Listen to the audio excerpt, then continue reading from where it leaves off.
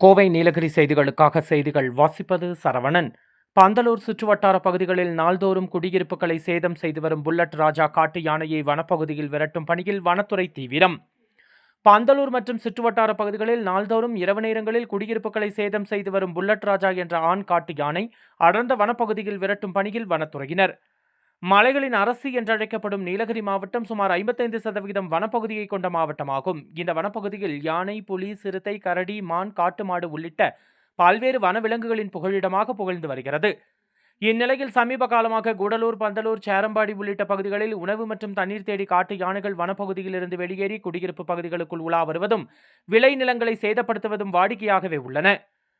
பந்தலூர் மற்றும் அதன் சுற்றுவட்டார பகுதிகளில் கட்டபொம்மன், புல்லட் ராஜா என்கிற இரு ஆண் காட்டு யானைகள் கடந்த சில மாதங்களாக அப்பகுதிகளில் சுற்றித் திரிகின்றன. இந்த இரு யானைகளையும் வனப்பகுதிக்குள் விரட்ட கும்கி யானைகள் உதவியுடன் 30க்கும் மேற்பட்ட யானை விரட்டும் குழுவினர் இரவு பகலாக பணியாற்றி வருகின்றனர். தட்டாம்பாறை, கோட்டாப்பாடி பகுதிகளில் புல்லட் எனப்படும் காட்டு யானை குடியிருப்புகளை இடித்து வருவதால் பொதுமக்கள் அச்சத்தில் உள்ளனர்.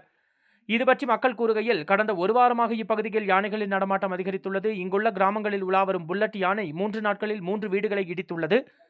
உணவுப் பொருட்கள் எடுத்துச் சென்றது. கும்கி யானைகள் உதவியுடன் இதனை அடர் வனத்திற்குள் விரட்ட வனத்துறையினர் நடவடிக்கை எடுக்க வேண்டும் என்று கோரிக்கை விடுத்தனர். இதனைத் தொடர்ந்து கடந்த ஒரு வாரத்தில் பல வீடுகளை இரவு நேரங்களில் சேதம் செய்த இந்த காட்டு யானையை வனத்துறையினர் தனிக்குழு அமைத்து அடர்ந்த வனப்பகுதிக்குள் யானையை விரட்டும் பணியில் ஈடுபட்டு வருகின்றனர். கோவை நீலகிரி செய்திகளுக்காக எமது சிறப்பு செய்தி ஆசிரியர் தமிழ் வெங்கடேசன்.